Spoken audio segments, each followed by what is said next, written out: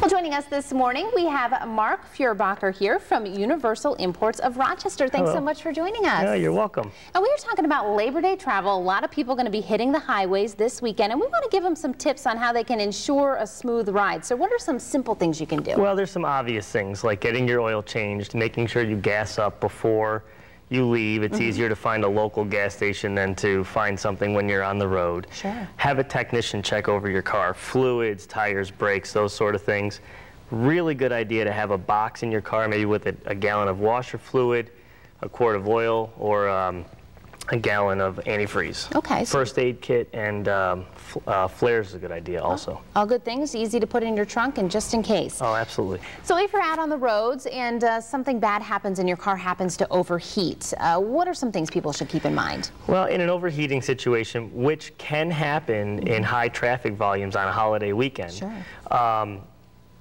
My advice is to have a professional check it out.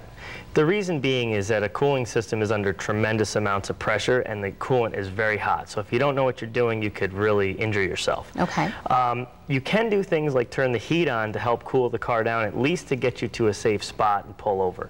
If you do have to pull over, if you're on a highway or major road, get out of the car, get as far away from the car and the road as you can. Okay. Now, if the warning light comes on, do you have enough time to try and find a service station? Most warning lights give you enough time to get somewhere to get it checked. Okay. They won't come on right when the engine's about to blow up. Okay. An engine light, for example, if it's flashing, that's something very serious. You should pull over as quick as possible. If it's on steady, it usually can wait till it gets to a service station. And sometimes it can be pretty minor, like a loose gas cap. Even. Absolutely. Okay.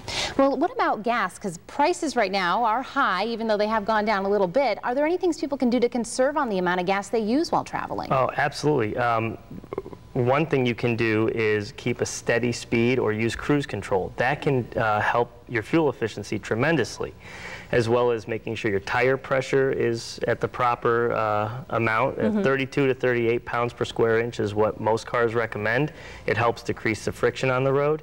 As well as, this is an unpopular one, but use the AC less frequently also helps fuel efficiency. Okay, so rolling down the windows, and it's not supposed to be that warm. So. Yeah, maybe get some fresh air this time of year. Sounds like a good idea. Any other tips that people should keep in mind? Certainly there are things like checking your wipers, having a towel handy that you can wipe your wipers off if they're dirty. Using Rain-X, coating your windshield with Rain-X is great to repel water. And a lot of people don't know this, but you can use car wax on the rest of your windows to help repel the water. It really does a tremendous job. Other things like keeping safe distance, especially in inclement weather. You want to make sure that the rule of thumb is 1 car length for every 10 miles per hour that you're driving. So if you're doing 60, stay at minimum of 6 car lengths behind the car in front of you. And of course, no texting, no cell phones while driving. All right, all great advice. Thank you so much for joining us. You're very welcome.